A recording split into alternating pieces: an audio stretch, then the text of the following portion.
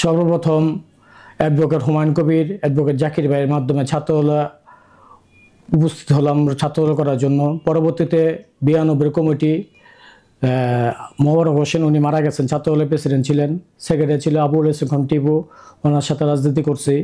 করতে করতে পুনরায় যখন নাকি বিএনপি ক্ষমতা শেষ প্রান্তে 96 আওয়ামী লীগ সরকার ক্ষমতা আসলো, তারপরে তৈমুর আলম খন্দকার সাহেব 97 মার্চে এপ্রিলে যোগ দিলেন। ওনার সাথে সাথে ওনারা আহ্বায়ক কমিটি দিল, আহ্বায়ক কমিটির মেম্বার ছিলাম। অনেক মাঠের ভিতরে সংগ্রাম, নির্যাতন শিকার হয়েছি। পার্টি অফিসে যখন আমাদের পার্টি অফিস প্রথম আওয়ামী লীগ সরকার ভাঙলো,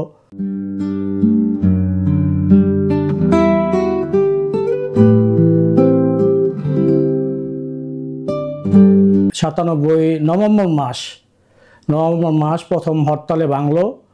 ভাঙ্গা বিভিন্ন আসবাবপত্র, বই খাতা, লাইব্রেরির যত যা সব নিয়ে গেল। তখন ওই মুহূর্তে এই পার্টি অফিস টপকাইয়া ডায়মন্ড হলে চিপা দিয়ে গিয়ে আমি নাইমা, আমার সাথে আমার সহসঙ্গী ছিল সাদেক, বর্তমান যুবদলের প্রেসিডেন্ট, তারপরে ছিল হুমায়ুন, যুবদল করে, রুহুল আমিন ফতুল্লার, ওই আমার সাথে ছিল। অনেক কষ্ট করে নামিয়া তারপর পুনরায় বিকালবেলা আবার হরতালের জন্য, আগামী পরের দিন হরতালের জন্য প্রস্তুতি নিলাম। আবার পুনরায় মিছিল করলাম।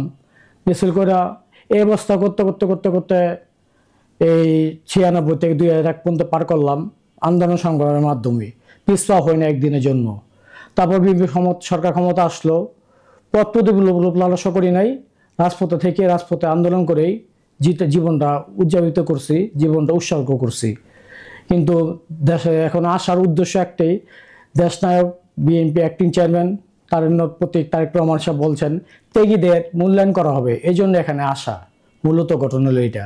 2011 পরে নির্বাচনের মাধ্যমে পরাজয় বরণ কইরা পুনরায় মাঠে নামলাম বিএনপির জন্য।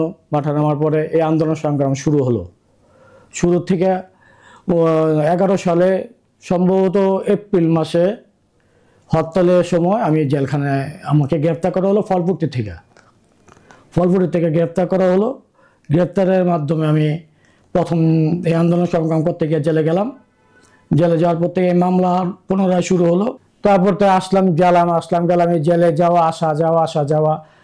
হঠাৎ করে 12 সালে গেলাম, 13 সালে গেলাম, 14 সালে গেলাম। 15 সালের 11 তারিখে রাত্রে আমাকে অ্যারেস্ট করা হলো 2 নম্বর গেট। তখন তৎকালীন এসআই ছিল আতাউর, উনি আমাকে অ্যারেস্ট করলো। করার পরে আমাকে নাঙ্গল সদর থানায় প্রেরণ করা হলো। তারপরে 2 দিন রাইখা আমাকে জেল হাজতে প্রেরণ করলো। পুনরায় তারপরে রিমান্ড চাইলো, অনেকগুলি মামলা তখন চলমান। আমাকে 9টি মামলা দিয়ে ওনাকে চালান করা হলো নাঙ্গল কোর্টের থেকে জেলখানায়।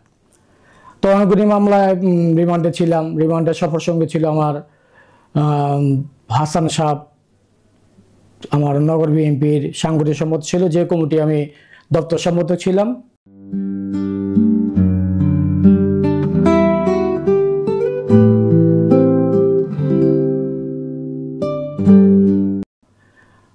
আবার যুবদলেরও আমি যুগ্ম আহ্বায়ক ছিলাম, ভাইস প্রেসিডেন্ট ছিলাম। দীর্ঘদিন নিষ্ঠার সাথে দপ্তর সম্পাদক ছিলাম, নিষ্ঠার সাথে কাজ করছি। তো মামলায় আমাকে কাবু করে ফেলছিল, অনেকগুলো মামলা দিচ্ছে। যে কটা মামলা হয়েছে সদর থানায়, প্রতিটা মামলায় আমাকে ফতুল্লা থানায় এবং নাঙ্গল সদর থানায় সব মামলাতে আসামি করা হয়েছে। বিদায় আমার জেল এবং পলাতক জীবন দিয়েই এই 16 বছর, প্রায় 111 দৌড়দৌড়ির উপরে ছিলাম। প্রায় 16 বছর অতিবাহিত হয়ে গেছে আন্দোলন সংগ্রাম করতে গিয়ে।